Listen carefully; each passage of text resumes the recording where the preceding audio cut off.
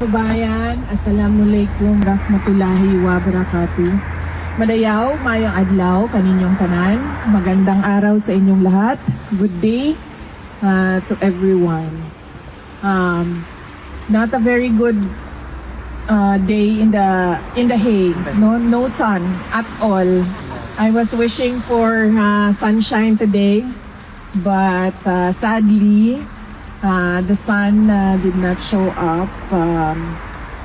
I realized na I think we Filipinos get our sunshiny disposition from where we are in the world. No, it's a tropical country, and we get the sun 365 days a year.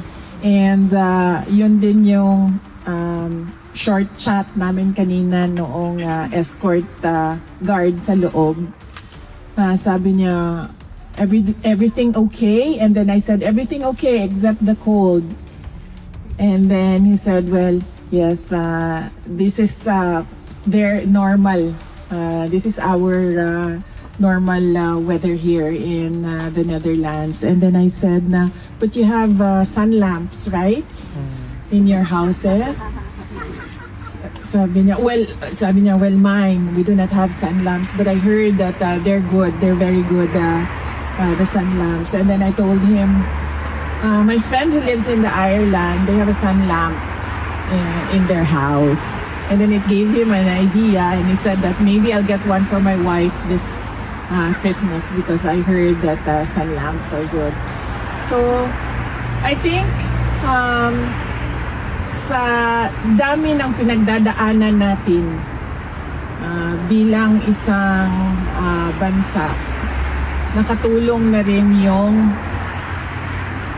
meron tayong sunshine almost every day doon sa Pilipinas.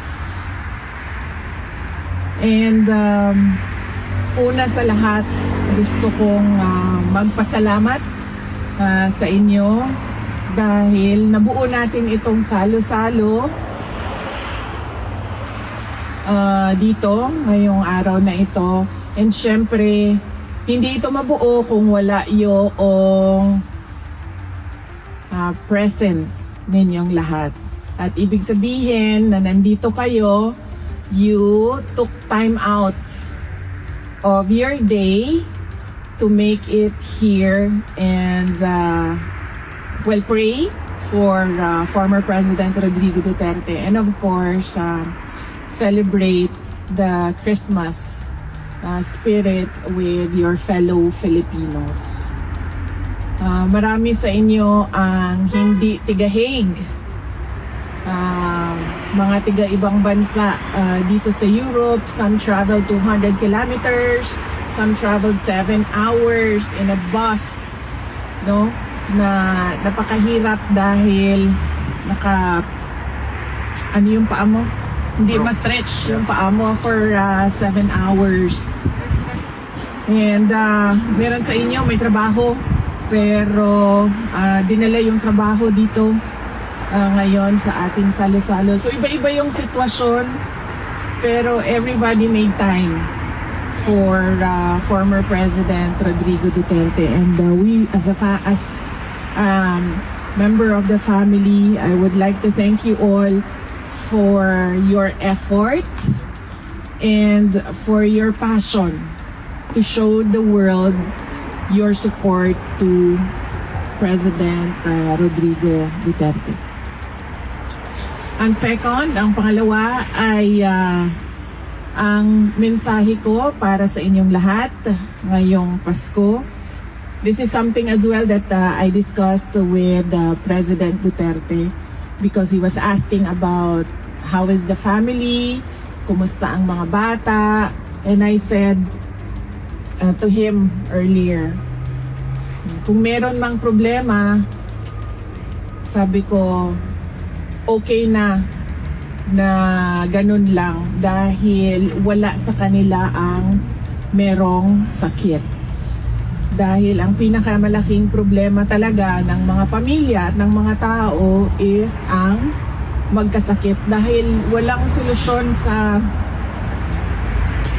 sakit sa terminal illness, sa stage 4 cancer. Yun yung mga problema na walang solusyon. All the other problems ay nagagawa natin ng paraan, nahahanapan natin ng solusyon. Pero yung magkasakit, yun yung mahirap para sa isang tao at para sa pamilya. And that is my Christmas wish for everyone, that you are always granted by God good health. Amen. In always, every day of your lives, particularly for the year 2026. At yun din ang sinasabi ko lagi, paulit-ulit, something na hindi nabibili ng pera, yung good health. Dahil meron talagang mga sakit na wala ng gamot, diba? So kahit gaano ka pa kayaman, kahit gaano pa kaganda ang access mo to the best healthcare in the world, pero pag wala na talagang gamot, kahit gusto mo pa mabuhay, ay time is up ka na talaga sa Diyos. Kaya it is something that is very precious to everyone, and I hope that you will always be in good health. In fact, si President Duterte nag-aalala sa inyo lagi, ilang beses sa pagbisita ko ngayon, mga 3 beses siya nagsabi. Sabihan mo sila na huwag silang mag-antay sa lamig dahil magdadala ng sakit sa kanila yung lamig. At syempre meron din mga sumagot sa inyo na sanay na kami sa ganito na weather. This is nice weather, Mom. This is nice weather. If I have to show you, sandali. Pakita ko lang sa inyo kung gaano. So this is 1. This is 2. Ay, kung ano siya, Ma'am? Innerwear. Per month. And this is 2. This is 3. And this is 4. 4 layers ito siya. Plus the scarf. Sa baba, ganun din. 1, 2, 3 layers. Ito siya sa baba. Ang aking medyas ay 2 layers.